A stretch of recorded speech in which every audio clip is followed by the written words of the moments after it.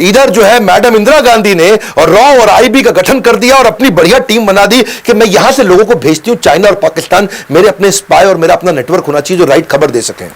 इधर से अजीत डोभाल को सिलेक्ट किया गया कि अजीत डोभाल एक काम करो, अब तुम मेरे को डायरेक्ट रिपोर्ट कर रहे हो, मैं हूं प्रधानमंत्री और तुमको जाना है, इस समय तुम आईबी को यहां से लीड करोगे, नेटवर्क बनाओ पाकिस्तान में।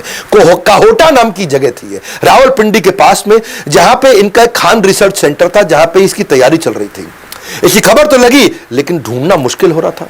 अब ये अंडर कवर एजेंट वहां पहुंच गए पाकिस्तान के अंदर, वहां ढूंढने का खूब प्रयास किया, कुछ मिले नहीं वहां पे। ये काहोटा में भिखारी बन के घूम रहे थे और अपनी पूरी तैयारी कर रहे थे। इधर इंडिया के अंदर उथल पुथल हुई, इंदिरा गांधी इलेक्शन लूज कर गई क्योंकि अपना इमरजेंसी हुआ था, और यहां कौन आ गए, मोरारजी देसाई आ गए। अच्छा, इन्होंने क्या किया, खान रिसर्च सेंटर के बाहर जो साइंटिस्ट आते थे उनको ट्रैक करना शुरू किया। ये साइंटिस्ट आ रहा है जा रहा है, आ रहा है जा रहा है, मिल नहीं पा रहे हैं, पकड़ नहीं पा रहे, समझ नहीं आ रहा क्या करें।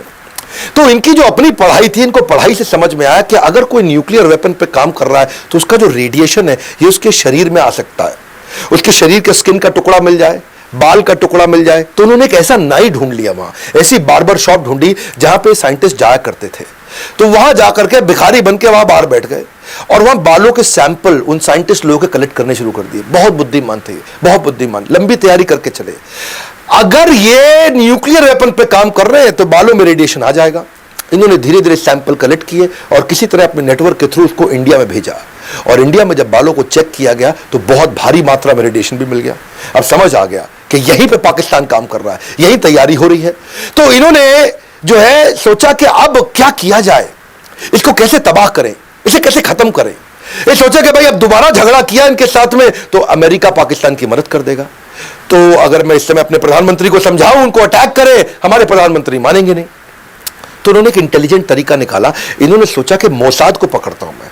तो इजराइल की जो अपनी इंटेलिजेंस एजेंसी मोसाद को उन्होंने बोला, देखो भाई मेरी बात समझो आप, ये जैसे तुमने इराक को तबाह किया, ये मुसलमान देश है, अगर इसने बना लिया न्यूक्लियर वेपन सबसे पहले तुम उड़ जाओगे, तुम खत्म हो जाओगे। इसलिए एक काम करते हैं, मैं तुमको सब बताऊंगा कहां पे करना, तुम आके इसको उड़ा दो।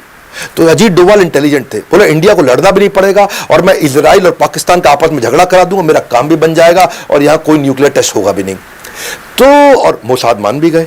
ये इतना बढ़िया कन्विंस करते थे, पता नहीं बुद्धादित्य योग है इनके पास, कौन सा योग है, ऐसे एस्ट्रोलॉजिकल योग है, ये जिसके पास जाए उसको कन्विंस कराया करते थे। और कन्विंस कर दिया, इजराइल तैयार हो गया। इजराइल ने बोला एक काम करो भैया, हम कहीं इराक के ऊपर से उड़ा करके, ये जो मिडिल ईस्ट कंट्री है यहां से तुम जहाज ला नहीं सकते, पूरी तरफ दूसरी तरफ से घुमा के लाना पड़ेगा। रिफ्यूलिंग के लिए तुम हमारी मदद करो, गुजरात में रिफ्यूलिंग कर लेंगे, अपना बेस दे देना, वहां से जाएंगे, उनको उड़ा देंगे, पाकिस्तान में पूरा खत्म कर देंगे इनका खान रिसर्च सेंटर, कुछ नहीं होगा न्यूक्लियर टेस्ट।